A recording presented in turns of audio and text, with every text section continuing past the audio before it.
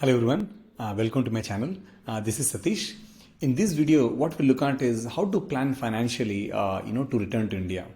So it's not like, you think one day that I'm going to return to India and you'll, basically like pack your bags and come back, right? So there are some things you really need to do before you actually move back to India, because when you come back, you don't want to be in a difficult position financially.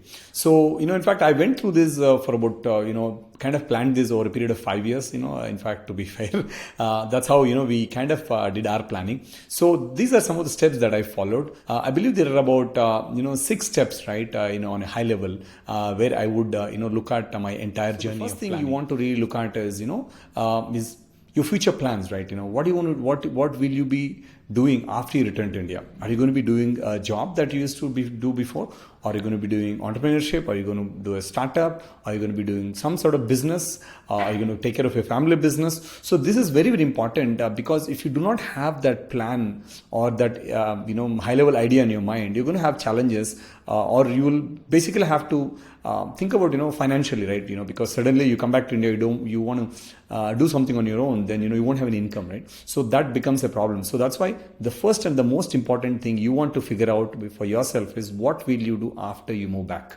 Is it going to be a job or something you want to try on your own, or you want to take a break on all of that?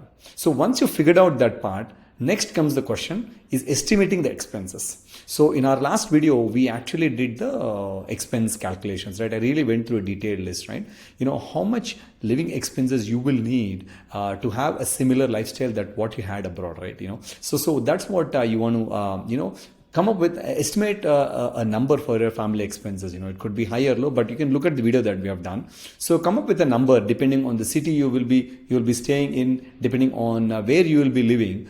You will need to basically come up with an estimated living expenses number for every month. So once you have that, then the third biggest expense you want to plan for is your kids' education. Kids' education is one of the most important things. If you have kids, of course, right? Is because you don't want to be under the financial pressure to not able to pay for their school fees. When they start school. So again, this can be subjective. You can at least plan to have their education up until 12th grade, or even engineering, right? If you can, if you have enough runway, you can plan for that. Or if not, at least until 10th grade, you should have enough expenses, because that gives you a good runway of 4 or 5 years, right? So that you don't have to worry about their expenses when you move back. So that's why it's important to plan that. So we'll do a separate video on what kind of schools to choose and what are the syllabus and all. But for now, you need to figure out that expense, how much you will be spending on kids' education. So this is the third part, right? And the fourth part is emergency fund. Emergency fund is essentially like let's say it's a black swan event, right? Essentially you cannot work for X amount of time, or you don't have any income. Whatever you're hospitalized, you are the sole breadwinner in your family. Then you don't have that income coming in every month. So you need at least 1 to 2 years, I would say good 2 years of emergency fund, or something happens, I don't know, medical emergency, whatever, right? So you need some kind of money. So that would be a good measure of that is anywhere from 1 to 2 years of your living expenses, right? So that you don't really choke on running your family, I think. So that's the fourth part that you need to look at. So once you have numbers for all of these, right, then it's your job to come up with a holistic number, right, on what your ultimate amount that you require for your return to India, because this will actually define your timeline and everything, right? So once you have that number, let's say it's 2 crores, 3 crores, 1 crore, whatever the number you come up with, right? So once you come up with that number, the next step is now to plan backwards from there, right? Imagine you look at your salary, you look at your spouse salary or whatever, if both of you are working,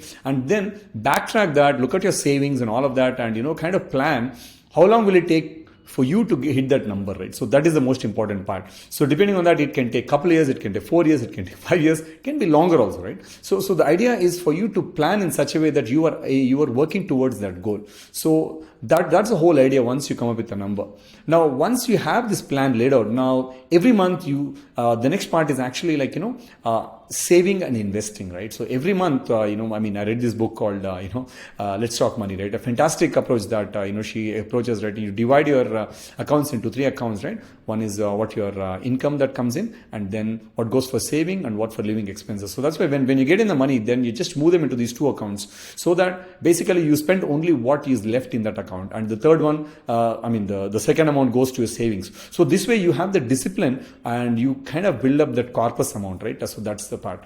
And saving is one part. Also investing wisely is another part, right? You could create an asset, you could invest in bonds, you could invest in mutual funds, you could do hundreds of things with it. So for that, that's something you need to figure out, right? I'll create more videos on how we plan and what I've learned over the years, right? So again, the whole idea is to create that savings corpus, right, or before you come to India. And while that savings corpus is getting created, you want to also leverage the the savings that you're doing, and it's growing at least inflation rate and slightly over the inflation rate, so that you don't lose the capital. So ideally you want to keep sending that money back to India if you can, because it grows in India.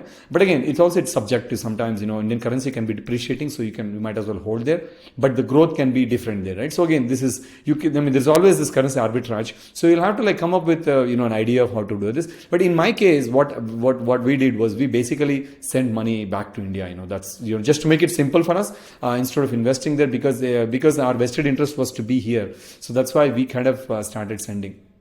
So all in all, just to summarize, so these are 6 steps. First, you figure out what you want to do after you, come back to India. Once you figure out that, then estimate your living expenses, how much it's going to be. Estimate your kids' expenses, estimate emergency fund, come up with a total number, right? So basically, imagine, so this number, when you're estimating living expenses, you want to look at, this will totally depend on how much living expenses cushion you want to have, right? You want to have it for 1 year, 2 years, or 3 years, depending on, your business or your job, right? So that's what I mean by estimating living expenses, right?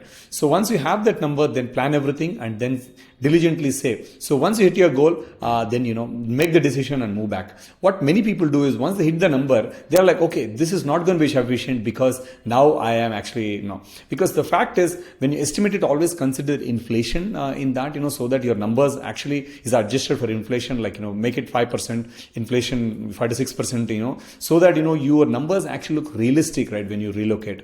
In my case, that was the problem that happened, right? I didn't really factor in inflation, so that's why when I came back, the numbers were not matching. But it's never ending, right? You always are chasing something, and you'll never make the cut. So once you hit the number, your savings goal, or once you're close to that, just make a hard decision and move back and work around your lifestyle around that, and then you'll be able to make it. Hopefully this is helpful. Please thank you for watching, and do subscribe for getting regular updates.